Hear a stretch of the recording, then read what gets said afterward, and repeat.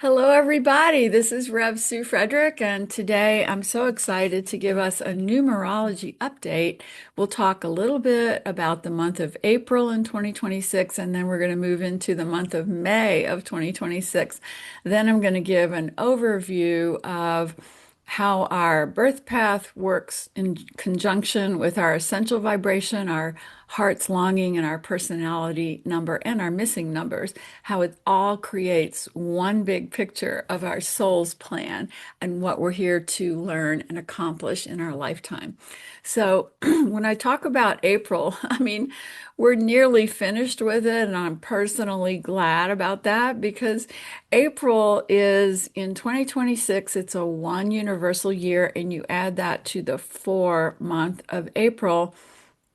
And it's a fiery change month. Fiery because of the Aries influence, and change because of the five influence.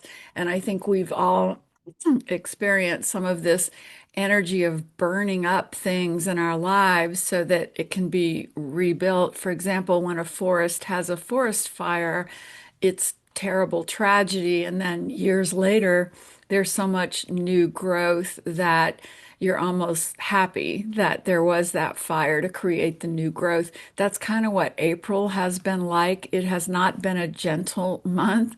It has been a month of just burning away stuff as part of the rebirth of this one universal year of 2026. It's been dramatic, impulsive. And I think the theme of April could be courage versus fear. Even when we look at the world and war and prices and all sorts of things going on, do we go into our fear and anger, or do we stand in our open-hearted courage, trusting our guides, our angels, and our own higher soul to show us the truth of what's going on and that all is well, no matter how it looks on the outside? And I I kind of, as I was writing this morning, I was channeling in all of this for us, and I was asking, so what are we being asked to do or learn in this April of 2026? And the answer was, you are being asked to establish how you want to use your power in this new 9 year cycle for the universe that's unfolding and beginning this year. So, how do I want to use my power? Am I using it for good, for love, for reinvention, for courage, for connection to the angelic beings, for remembering my higher soul's purpose? Or am I in the negativity of fear, blame, and anger? And don't be upset with yourself if you're dancing in both of those right now, because we are human and we still have a human body and a human mind. And as long as we have those components and we're on earth, we will have one foot in the physical world and one foot in the divine, hopefully in the divine, if we lift ourselves up with sacred practice, meditation, understanding of our soul journeys, really asking what is the lesson in this rather than just reacting to it. And that's the big one. When things hit us hard in April that are painful or different or challenging, the first reaction is, oh no, this is terrible. But then we have to go, so what is my soul asking me to learn or know about this in April, whether it's in my personal life or in the world at large? Once we shift into that question, we really rise into that higher understanding of who we are and what we're here to do. So I'm now going to talk about May, and I'm going to say, Annette, I think there was somebody trying to get in and they went away. So please pay attention to who needs to be admitted in the room. I did. Susie went in and out and in and out. She couldn't establish a line. I So got it. yeah, I Okay. get her, but she's back in. All right, good. Okay. So let's do May. And May, it starts in a couple weeks, and I think we're all kind of exhausted by the fire and change of April. But the good news is that May of 2026 is such a softer number because we're in that one universal year, but May is a 5 month. So that means the energy is the energy of the six. Six is the heart chakra.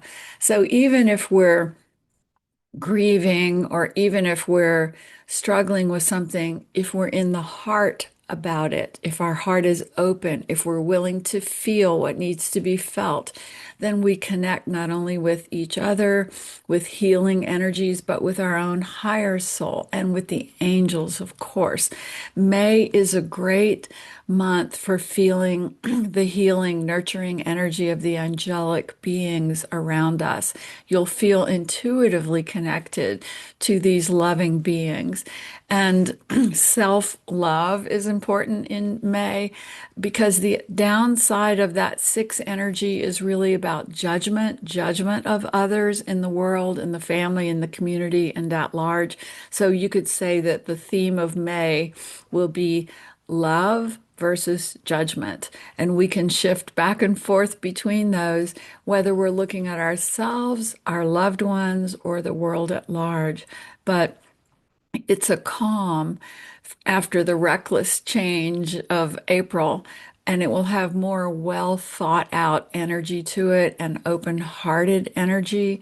The angels will be incredibly close to us in May. And I'm not saying that hard things won't happen, but I'm saying you'll have greater access to your heart and to the ability to heal and reflect and feel what needs to be felt and released.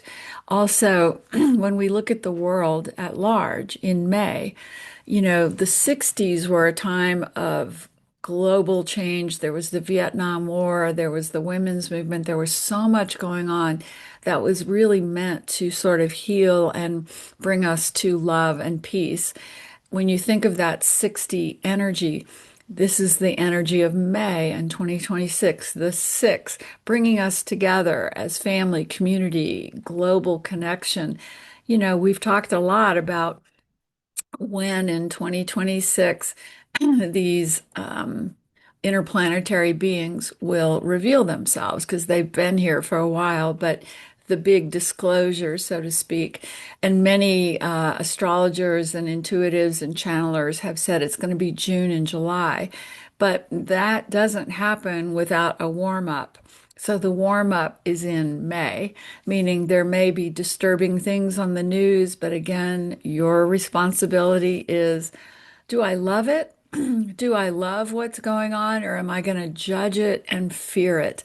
And that is such a spiritual turning point for all of us. If we're going to hate on it or be afraid of it, we make it worse. We make ourselves feel worse. If we love on it and say, okay, what is the lesson and the gift in this? Then we can move forward into it with an open heart and with courage. That's the whole point of the earth world, is to be able to come here, go through challenges, go through pain, and then realign with our own higher soul and step into our own unconditional love for self and others that comes from the heavenly realms, that comes from the angels. Now, I want to talk about how the different components of our soul plan work together in numerology. As you all might know, I'm the author of Angels and Numbers. It's a book that really combines how the angels are helping us on our journey with how the numbers reveal our soul plan.